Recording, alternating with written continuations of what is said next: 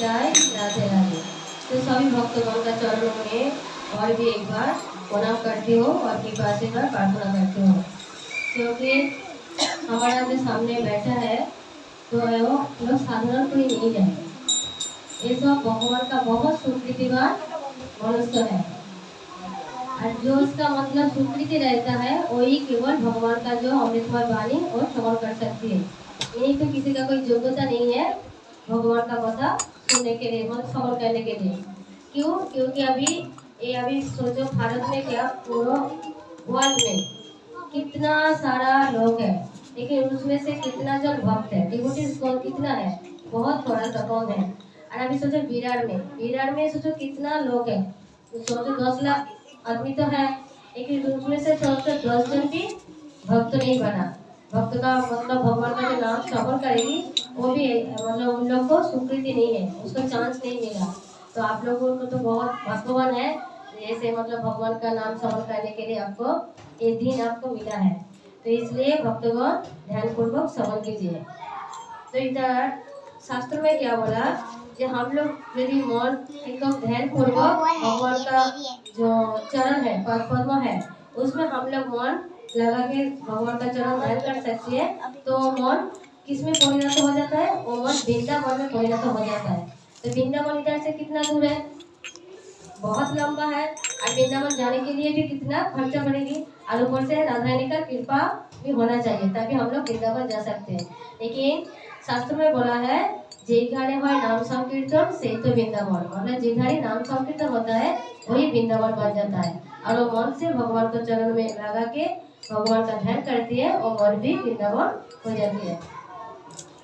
तो वृंदावन का 2 वैशिष्ट्य है। वृंदावन क्या है? वृंदावन में सब कुछ नेचुरल है, मतलब प्रकृति है। प्रकृति कौन है? प्रकृति हमारा माता है। और क्या है? तो वृंदावन में कोई वैरिता मतलब रोहिता नहीं है, मतलब मन का भीतर में जो है वो बाहर में एक है।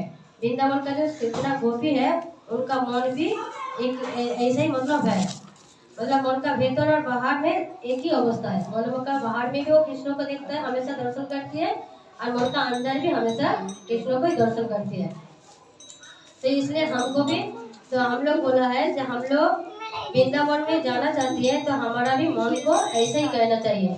मतलब कभी ऐसा मतलब जो है सामने से देखाती है कि हम बहुत बड़ा भक्त है, लेकिन अंदर में उसका कुटिलता पूर्ण है, अंदर में उसको ऐसा लगती है बाप रे ये तो बहुत कष्ट है, कौन करेगा इतना कृष्ण भक्ति में आएगी तो पूरा हमको सब त्याग करना पड़ेगा, सब कुछ छोड़ना पड़ेगा, कौन करेगी? ऐसा दिखावा बहुत जगह दिखावा करती है, गले पे तुलसी माला धारण करती है, लालच में ऐसा तिलोगनी सेवा करती है, लेकिन जो दिखाना करती है लेकिन अंदर में कुछ नहीं है।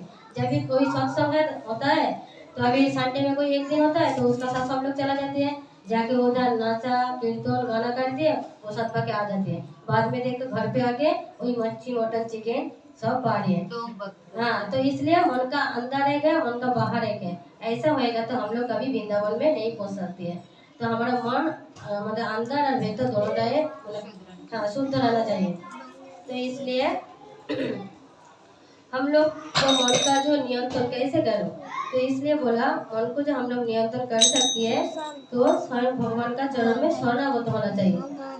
शरणागत नहीं होएगा तो हमारा मन कभी भगवान का चरण में ध्यान नहीं लग सकती। तो इसलिए एक 3 चीज है, पहले हमको जानना चाहिए 3 तत्व है, संबंध, विदेह और प्रयोजन।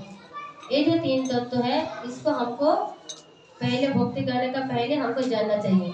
ये कभी मतलब भक्ति में आ रही है तो उसको एक ज्ञान नहीं है, ज्ञान उसको नहीं मिला है तो उसको मालूम ही नहीं पड़ेगा कि हम लोग क्यों भगवान को पूजा क्यों करें, भक्ति हम लोग क्यों करेंगे, उसको पता ही नहीं चलेगा। तो इसलिए हमको संबंध, विदेह, प्रयोजन ये जो 3 तत्व बोला है ये हमको पहले जानना चाहिए। संबंध मतलब जैसा माता जी है उसका ये लड़का है तो इसका साथ इसका क्या संपर्क है? संबंध मतलब संपर्क, रिलेशन। हाँ, तो उसका साथ इसका क्या संपर्क है? बोलो माता जी क्या संपर्क है? माँ बेटे का ना, तो माँ बेटे का जो संपर्क है तो इसका साथ है क्या? नहीं है ना। तो वो जो माता जी है इसको जैसे मतलब पाल पोस के बड़ा करेगा, जिसका मतलब उसको जितना जत्न लेगा, इसको करेगा क्या? नहीं करेगा। क्यों नहीं करेगा? क्योंकि वो अपना ही होता है, वो अपना है कि उसका साथ संबंध है, उसका साथ संपर्क है, इसलिए वो उसको ख्याल ज्यादा करते हैं। इसका साथ संबंध नहीं है, वो आएगा तो एक दिन के लिए उसको मतलब सेवा करेगी, लेकिन हर दिन नहीं करेंगे, ठीक है ना? तो इसलिए हमको भी ऐसा संबंध बनाना चाहिए। पहले हम लोग भगवान का साथ संबंध होना चाहिए, जोड़ना चाहिए। मैं संबंध ही नहीं करेगा भगवान को, तो कैसे मैं भगवान के पास जाएंगे, कैसे भगवान को पूजा भक्ति करेंगे? तो इसलिए भगवान कौन है और हम कौन है, पहले वो जानना चाहिए। भगवान कृष्ण, जो कृष्ण है, भागवतों में बोला है, एते च अंश कलापुंस कृष्णस्तु भगवान स्वयं। तो जो श्री कृष्ण है वही परमेश्वर भगवान है। बाकी जो सब है, नारायण है, रामचंद्र है, नृसिंहदेव है, वो सब भगवान का अवतार है, मतलब कला अवतार। कला मतलब अंश का अंश, मतलब सोचो एक नारियल है, एक नारियल से टुकड़ा टुकड़ा करके हम लोग थोड़ा थोड़ा करके बांटेगा, तो और नारियल का ही अंश है ना, ऐसा ही भगवान का भी अंश है। नारायण, ऐसा नृसिंहदेव भगवान, श्री रामचंद्र देव भगवान, ये सब भगवान का अवतार है, ठीक है? तो भगवान है, श्री कृष्ण है, हम मतलब हमारा है परम पिता, अहम बीजप्रद पिता। श्रीमद् भागवत गीता में बोला है, सर्वजनेषु कौन्तेय मूर्तय सम्भवन्ति जा तासां ब्रह्म महज्जने अहं बीजप्रद पिता। तो पिता कौन है? परम पिता है स्वयं श्री कृष्ण परमेश्वर भगवान। तो हम लोग का पिता है, तो हम लोग कौन रहेगा? बच्चा है। तो भगवान पिता है हम लोग का, हम है उनका पुत्र और कन्या जो भी है।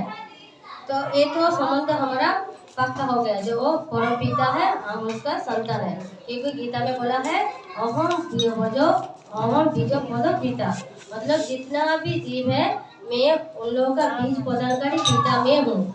तो भगवान बोला जिसका अंदर जितना भी बीज है वो बीज मैं प्रदान करती हूँ, तो पिता मैं ही हूँ।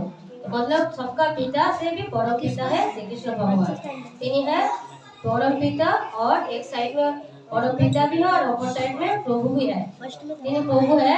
और हम लोग क्या है? हम लोग दास है। तो जीव का जो रूप है वो क्या है? जीवे स्वरूप है, जीवे स्वरूप नित्यदास। हाँ, जीव के स्वरूप है कृष्ण नित्यदास। जो हम लोग जो जीव है, हम लोग का स्वरूप क्या है, हमारा रूप क्या है? हम लोग का रूप है कृष्ण नित्यदास। तो हम लोग कृष्ण का दास है, वो प्रभु है, हम लोग दास है। अभी मालूम पड़ गया संबंध क्या है? वो प्रभु है, हम लोग दास है। तो दास का क्या कर्तव्य होना चाहिए? सेवा करना, सेवा करना चाहिए। तो कैसे हम लोग सेवा करेंगे? पूजा पाठ करेंगे। पूजा पाठ करना। सेवा हम लोग क्यों करेंगे? तो दास है तो हम ही लोग क्यों करेंगे? हम लोग तो दास सबका है, मतलब हमारा जो पोती है परमेश्वर है, उसका भी वो पोती है, तो मैं उसका धर्म पत्नी भी है, वो भी हमारा, क्योंकि वो हमारा भगवान है, वो एक संबंध है। उसका सेवा करेगा तो हम लोग हमारा परम पिता के पास पहुंच सकता है। मतलब वो संबंध तो हमको पता है। उसका बाद बोला ओविदेय, उसका बाद प्रयोजन, ठीक है? तो ओविदेय हो गया, दास का कर्तव्य है प्रभु का सेवा करना, ठीक है? हम लोग सेवा तो करेंगे, लेकिन ऐसा तो खाली फुकुर नहीं करेंगे, कुछ तो चाहिए। जैसा सोचो एक कंपनी में हम लोग नौकरी करने के लिए जा रही है, एक कर्मचारी है, कंपनी में एक बॉस है। तो जो कर्मचारी जो काम कर रही है वो बॉस का ऐसे ही काम करेंगे क्या? खाली फुकुर में उसको मतलब जो सैलरी मिलता है वो नहीं सैलरी लेगा क्या एक महीने के बाद? कोई नहीं। ऐसे ही फुकट से काम करते हैं क्या? नहीं करती है ना, सबको तो सैलरी मिलता है इसलिए तो काम करती है। तो हम लोग भगवान का क्यों सेवा करेंगे? हमको क्या मिलना चाहिए? हम लोग क्यों करेंगे? हम लोग को क्या पाना चाहिए? मतलब हम लोग किस लिए करते हैं? तो हम भगवान लोग के लिए मतलब मिल पाने के लिए, भगवान को पाने के लिए, तो भगवान को तो ऐसा नहीं मिलेगा कोई नहीं ना। पा सकता है भगवान को। पहली बात तो हमको तो सुख समृद्धि जो भी है, हाँ। उसको हमारा तमन्ना के हिसाब से हम उनको पूजा करते हैं, क्योंकि उन्होंने हमको जीव डाला है। बराबर। हम उनको इतना ही मानते हैं कि सुख समृद्धि दे दे हमको। लेकिन मतलब सब लोगों का मन में अलग अलग ये रहता है, भावना इच्छा रहता है। हर एक दिन हमारी इच्छा लेके जाते किसी हैं। का मन में ऐसा रहता है जो हमको सुख समृद्धि दो, किसी का मन में रहता है हमको भक्ति दो, क्योंकि किसी का हम मन लोगों में के रहता पास है वही है प्रेम कि दो। वो भाई कि हम उनसे मांग सकते हैं हाँ। उससे उनके संबंध है, तो हम इसकी तरफ से आप अपना तरफ से बता दीजिए। हाँ। भगवान को जानने के लिए पहले ज्ञान चाहिए, ज्ञान को जानना है, फिर उनके पास पहुंचने के लिए रास्ता हाँ, वही। अपना पाएगा। तो हम लोग को दो चीज मालूम पड़ गया, संबंध वो प्रभु है, हम दास है। और दास का कर्तव्य है वो भगवान का सेवा करने का, ये है ओभिदेव।